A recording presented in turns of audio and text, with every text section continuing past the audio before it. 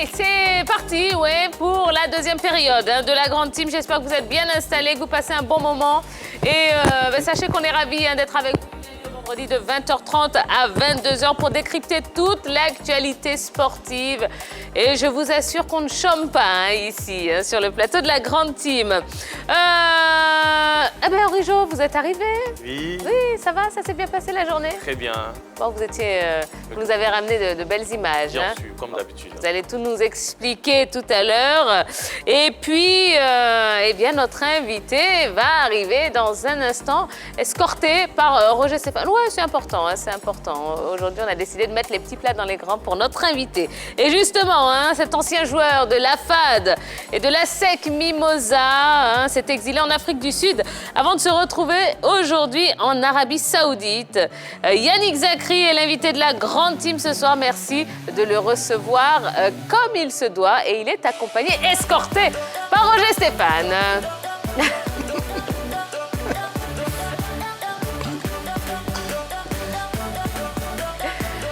Bonsoir, bonsoir Yannick. Bonsoir. Comment allez-vous? Ça va bien, grâce à Dieu, ça va. Bon, eh bien, on est content de vous recevoir. Moi aussi, je suis content d'être sur ce plateau. Ah, bon, très bien. Roger Stéphane, bonsoir, Tia. Ça va? Oui, ça va bien. On partageait quelques vieux souvenirs de Sol Béni, que je l'ai vu jouer là-bas et s'entraîner là-bas. Donc, on a compté quelques bons vieux souvenirs du côté de Sol Béni. Bon, eh bien, justement, c'est vrai que depuis votre départ de la SEC, on vous a un petit peu perdu de vue. On a perdu votre trace.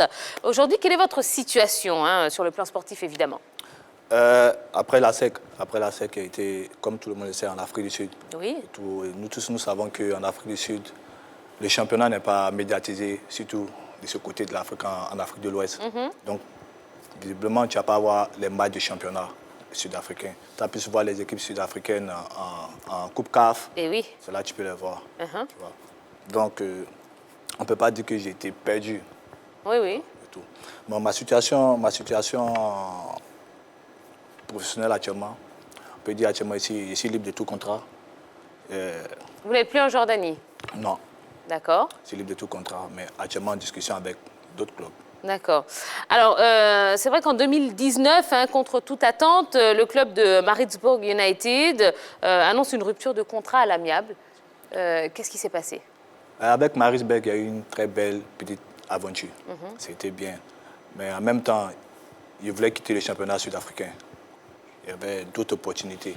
Donc, il a saisi cette opportunité-là et décidé de quitter Maritzburg pour pouvoir aller là où j'avais vraiment envie.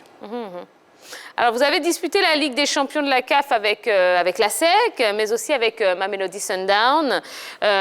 Aujourd'hui, est-ce que vous pensez que c'est seulement un problème de moyens qui fait que les clubs ivoiriens ont du mal à s'imposer lors des compétitions interclubs?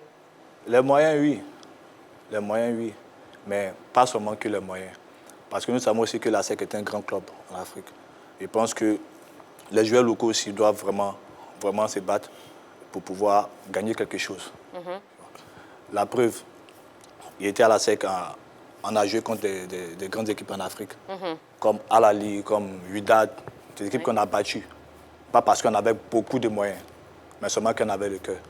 C'est vrai que les moyens font défaut, mais en même temps, les joueurs aussi locaux doivent prendre les responsabilités pour pouvoir gagner quelque chose. Alors, avant l'équipe de Maritzburg, vous étiez joueur de Mamelodi Sundowns, qui aussi vous a prêté à l'Ajax Cape Town. J'ai envie de savoir, est-ce que votre passage en Afrique du Sud vous a fait du bien? Ça m'a fait du bien du côté expérience. J'ai plus acquis de l'expérience là-bas. Ça m'a fait grandir en tant qu'homme et tout, en maturité. Mais je pense que nous tous, nous connaissons le championnat sud-africain, c'est plus technique, plus jeu, plus, tu vois. Ça m'a fait beaucoup de bien en tout cas. Oui. Est-ce qu'il y a eu des difficultés aussi du côté de l'Afrique du Sud, des grosses difficultés? Dans les débuts, ça a été vraiment difficile. Vraiment difficile. Tu quittes la Côte d'Ivoire, tu vas en Afrique du Sud, c'est-à-dire deux coins vraiment opposés. Tu vois, vraiment opposés. Nouvelle langue, nouvelle nourriture, nouveau coach, nouveau... Il fait froid là-bas, hein? Ouais, il fait vraiment froid là-bas. Changement de température, oui. Toutes ces choses-là ne te mettent pas dans le bon confort. En plus, l'anglais, c'était difficile. Dieu merci pour moi avec mon frère là-bas, Soumaro Bangali qui m'aidait, tu vois. Quand le coach il veut te dire un truc, C'est ça, l'ancien défenseur de la SEC, hein, C'est bien ça, pour ouais. les téléspectateurs, oui. C'est un truc, il parle à Souma, Souma me parle. Tu vois. Donc, dans les débuts, c'était difficile. Après, on a vu comment ça s'est passé. Il a discuté certains matchs, je me suis mis dans le lot et tout. Mais quand tu as été formé à un poste et tu vas dans un autre club, on te fait jouer carrément à un autre poste.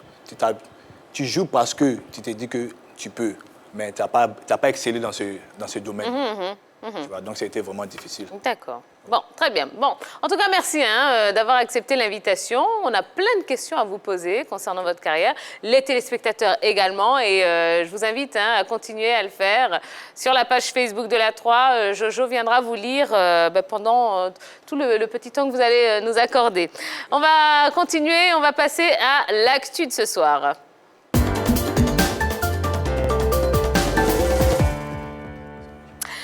L'inauguration du stade olympique d'Ebempe aura lieu le 3 octobre prochain. Mais une question subsiste. Quel Africa face à la SEC? Le samedi prochain, 3 octobre, le stade olympique d'Ebempe sera inauguré en présence du président de la République, Alassane Ouattara. Au programme, ASEC Mimosa Africa Sport d'Abidjan. Une affiche historique pour un événement qu'il est également. Car, à partir de cette date, le stade Félix Houphouët-Boigny ne sera plus le stade principal de la Côte d'Ivoire. Le pays disposera désormais d'une enceinte sportive moderne. Sauf qu'avant ce rendez-vous, une crise secoue l'un des protagonistes, l'Africa Sport.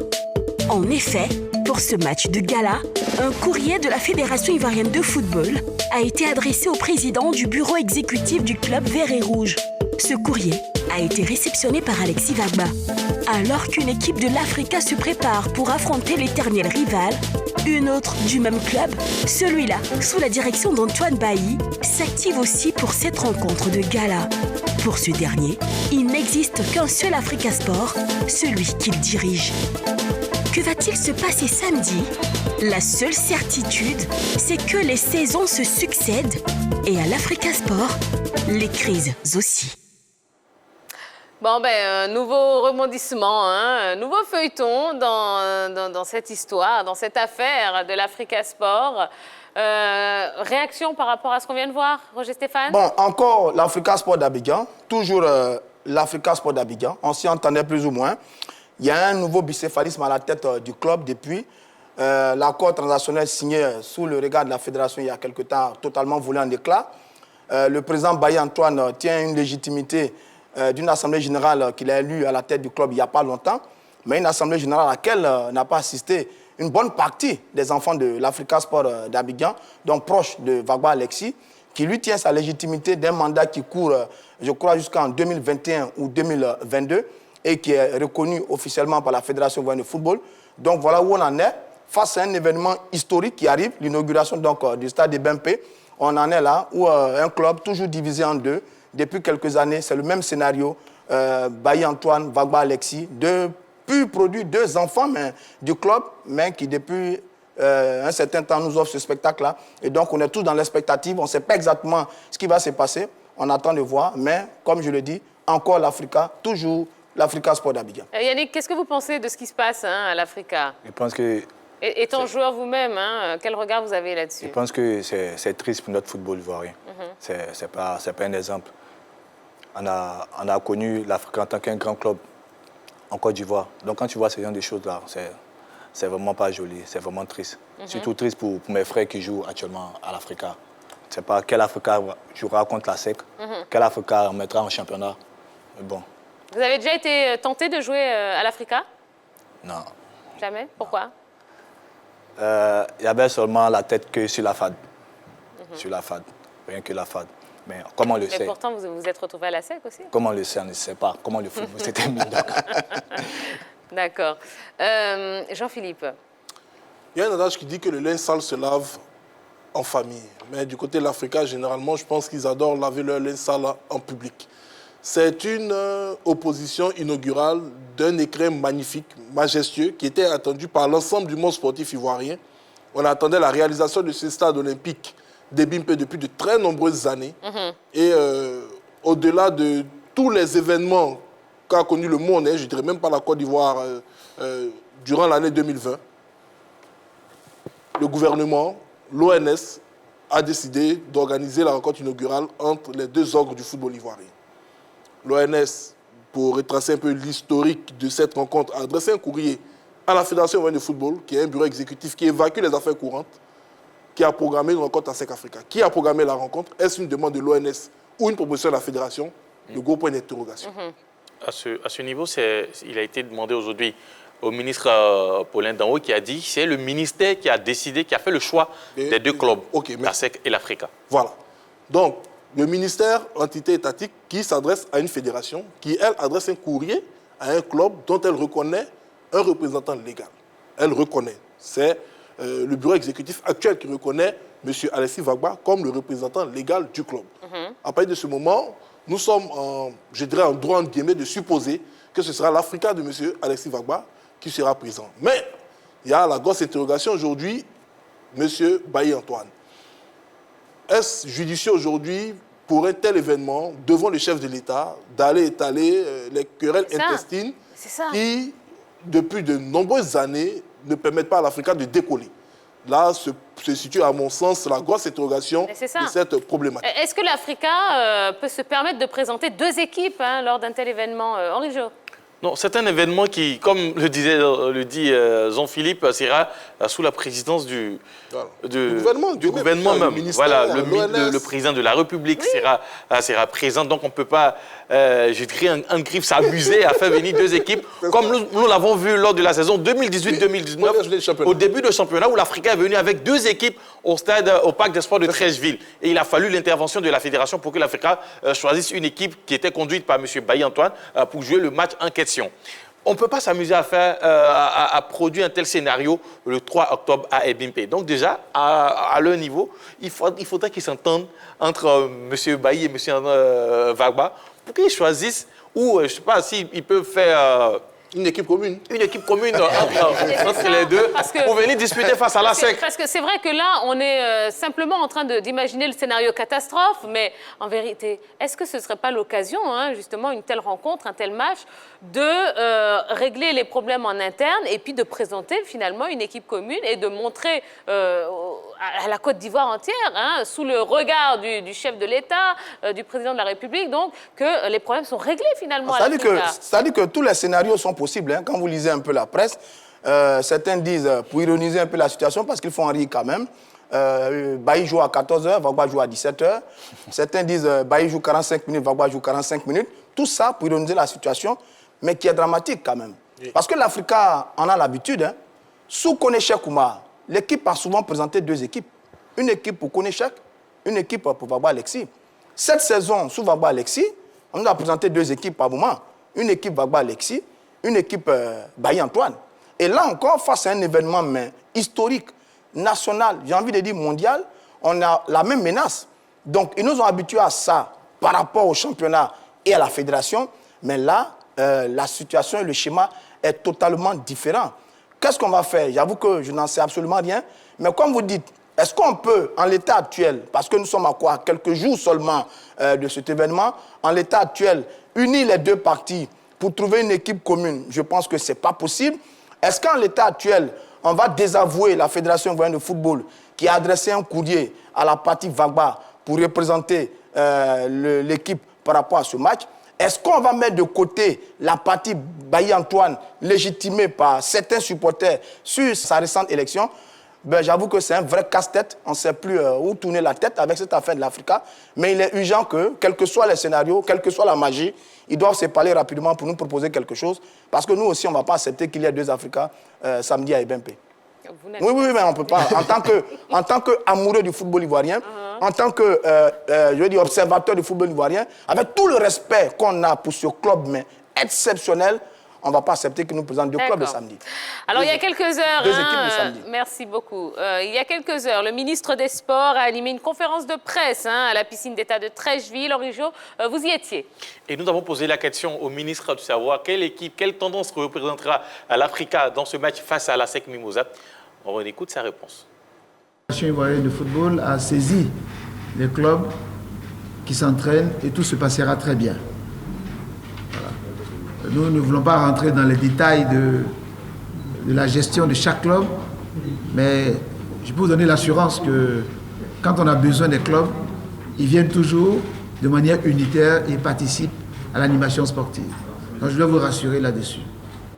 Bon, pour lui, ils viendront de manière unitaire. Donc, ils vont pouvoir régler leurs problèmes du côté de l'Africa et présenter une équipe unitaire pour affronter la SEC. Bon, Yannick, vous qui connaissez vraiment ce club. Pas vraiment. Oui, non, mais vous avez joué, même si c'est à la SEC, mais bon.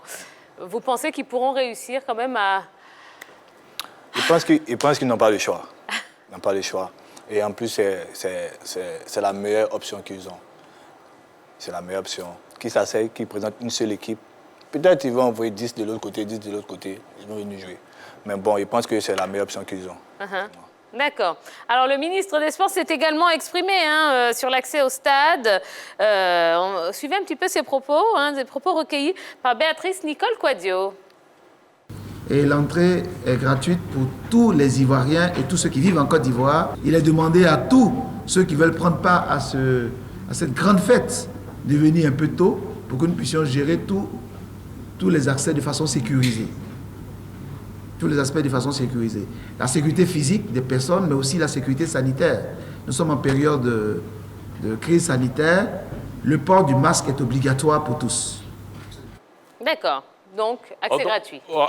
Accès gratuit et le stade accueille 60 000 personnes, mais pour ce match, ils ont limité à 50 000 places assises pour les entrées. Donc, il faudra aller très, très tôt, parce que déjà, à partir de 12 h, l'entrée sera ouverte du côté de EBMP. Donc, voilà, il faut aller vite prendre sa place et attendre 17 h. Mais entre-temps, il y aura pas mal d'activités, notamment des concerts et d'autres cérémonies d'ouverture. Et puis, une compétition d'athlétisme relais qui sera au programme de ce samedi 3 octobre là, du côté de BMP. Donc, voilà en quelque sorte le programme de cette journée inaugurale du côté des BMP. D'accord. Avant d'en terminer, d'en finir avec ce sujet, on va revenir donc à l'Africa Sport. Petit tour de table. Comment régler une bonne fois pour toutes cette crise à l'Africa Sport? Que les membres associés, les supporters de l'Africa se saisissent de leur club. L'Africa Sport d'Abidjan, excusez-moi du terme, n'appartient ni à M. Vagba Alexis, ni à M. Bailly Antoine, ni à aucun dirigeant. C'est une association de droit privé qui appartient à tous les membres qui contribuent à son évolution, que les supporters se réveillent tout simplement et qu'ils reprennent leur club en main. Même question pour vous, Yannick. Comme le grand frère l'a dit, c'est pareil. Qu'ils prennent le club en main, qu'ils s'asseyent, qu'ils lavent le linge sale en famille et qu'ils nous présentent une très bonne équipe qu'on a connue dans le passé. Absolument. Le problème de l'Africa est un peu trop profond. Donc, pour moi, il faut faire d'abord les états généraux de l'Africa. Il faut faire asseoir tous les enfants de l'Africa, tous ceux qui aiment l'Africa, anciens présidents, anciens dirigeants, anciens joueurs, anciens entraîneurs, tous ceux qui aiment cette équipe de l'Africa pour véritablement discuter. Pourquoi pas inviter même la SEC pour son expertise dans cette crise, dans la gestion? Parce que oui, aujourd'hui, bien sûr, si la SEC... C'est une injure à l'Africa. Non, ce n'est pas une injure. Ça sera chaud. C'est pas une injure. La SEC, aujourd'hui, en termes d'organisation, de structuration est mieux avancée que l'Africa. Donc, pourquoi ne pas inviter la SEC? Parce qu'aujourd'hui, si l'Africa va bien et que l'Africa oppose une bonne rivalité à la SEC aussi va bien. On remarque ces dernières années, en dehors de ces 2 titres consécutifs obtenus, ce sont les équipes de l'intérieur du pays qui font la loi au niveau du championnat ivoirien. Tanda, Sewe et récemment les nouveaux clubs qui viennent d'arriver, le Racing et le FC San Pedro. Pourquoi pas permettre à l'Africa d'être compétitif et puis de véritablement rivaliser avec la SEC? Donc si la SEC peut apporter quelque chose à l'Africa, voilà. Ça va être terrible. Hein. Ça va être... J'ai pas envie de dire que là, vous rêvez les yeux mais presque. Ça sera chaud. Du rêve à la réalité, il y a un petit pas. Voilà, donc ça peut être possible. Bon. La SEC, vous pouvez aider l'Africa pour que tout se règle. On a bien compris. Allez, on termine avec vous rapidement, Roger Stéphane. Mais quand il dit ça, si ça peut secouer les dirigeants de l'Africa pour sauver le club, tant mieux. Parce qu'on a tout essayé avec l'Africa. On a pensé que c'était les tests. On a refait les tests à l'époque. On a pensé que c'était l'élection. Il y a une élection qui a porté Vagba. On a pensé que la fédération pouvait sauver la situation. Il y a eu un protocole d'accord et on est toujours dans la même situation. Donc, qu'est-ce qu'on fait finalement? J'avoue que c'est vraiment terrible. Est-ce qu'il faut faire une nouvelle médiation? Qui va faire cette médiation? Comment rapprocher les 2 camps? Est-ce qu'on va avoir recours à la justice? Parce qu'à l'Africa, on a eu très souvent recours à la justice aussi. Il y a beaucoup d'affaires de l'Africa qui sont la justice en ce moment. Est-ce qu'il va falloir faire appel à certains dignes fils de la Côte d'Ivoire? Moi, je pense par exemple à un monsieur comme Jacques Anouma, qui est médiateur CAF-FIFA, à qui on peut confier le dossier pour aller peut-être aider l'Africa. Pourquoi pas? Mais j'avoue que l'Africa, je ne sais pas. D'accord. C'est terrible. Bon, ben en tout cas, rendez-vous le 3 octobre prochain pour l'inauguration du stade olympique d'Ebimpe. Nous, on y sera, en tout cas. N'est-ce pas, messieurs? Bien sûr. Ben oui, absolument. À partir de midi? À midi. À 10h. À 10h, on sera à Ebimpe. D'accord. Allez, Yannick Zakri, on en revient un petit peu à vous, hein, votre parcours. Vous avez évolué en équipe A', hein, mais jamais en A. Alors que de nombreux observateurs vous y voyez. Finalement, qu'est-ce qui vous a manqué, avec un petit peu de recul? Comme je le disais, quand tu joues en Afrique du Sud, t'es pas vraiment vu. Tu vois, on ne suit pas tes matchs et tout. Mais mon point de vue personnel, je pense qu'il manquait un peu quand même de constance. Tu vois, quand tu veux venir en Afrique du Sud, il faut être constant. Quand tu veux venir en équipe nationale, il faut être constant et tout. Je pense qu'il manquait quand même un peu de constance dans mes matchs de championnat. Et puis bon, il y a eu des problèmes personnels aussi qui n'ont pas favorisé ma venue en équipe nationale. Mais c'est bien de le confesser, c'est bien. Moi, j'aime bien votre pied gauche. Hein. Il est magique, votre pied gauche. Il fait souvent de très belles choses sur un terrain. En 2016, vous étiez parmi les 25 nominés pour le titre de meilleur joueur africain évoluant sur le continent. Vous étiez le seul Ivoirien dans la liste. Et d'ailleurs, à cette époque-là, vous avez été élu, je crois, dans le 11 africain à l'époque. Mais c'était magnifique. On pensait que quand on a ça, c'était normalement le décollage. Hein. Logiquement, avec ces deux éléments-là, logiquement, c'est le décollage. Mais Zakri est resté, le petit enfant gâté de Yopougon, machin, tout ça. Qu'est-ce qu'il y a? Petit enfant gâté. Non, on se connaît personnellement. Vous voulez que je lui mette un carton jaune? Non, ça va. Vous choisissez. Non, ça va, je vais lui mettre un carton, là, comme ça. Ça va. On se connaît. Merci. Attention à vos propos, s'il vous plaît. D'abord, il se fait un enfant de Yopougon. Il est un enfant de Koubassi. Ah, d'accord. Mais, comme tu l'as dit, après ça, quand tu vois cette performance, on ne t'appelle pas en équipe nationale,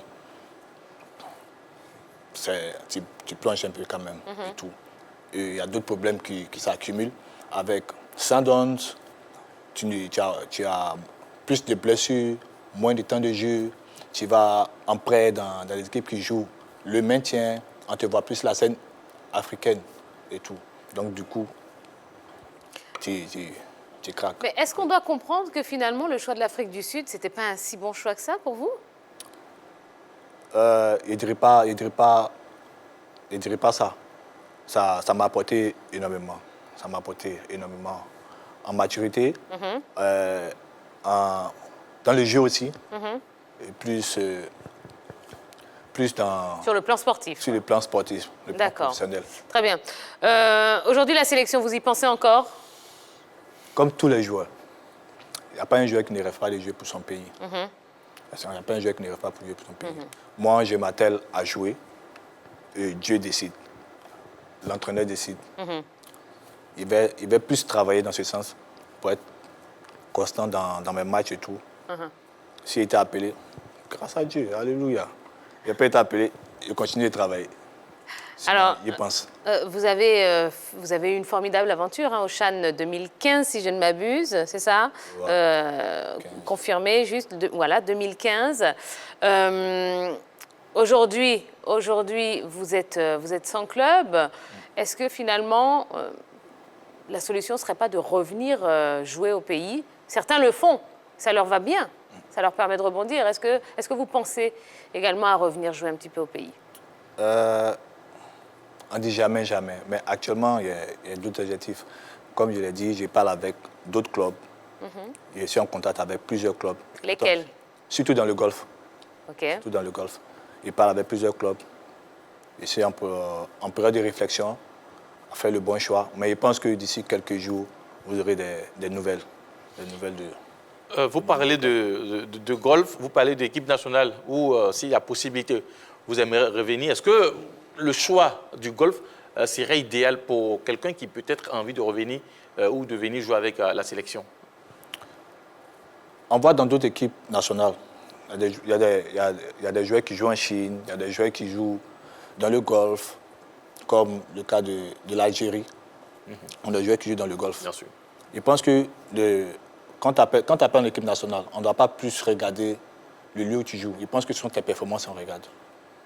Tu vois? Donc, je ne pense pas que mon choix sur le Golfe va empêcher... Mais ça tient compte du championnat aussi, hein, parce que là, Jordanie, avec ceux qui jouent en Europe, là, on a un bon groupe en Italie là, qui fait de très belles choses. C'est vrai que ceux qui sont en Angleterre sont un peu en difficulté, mais en Italie, ça marche très, très bien.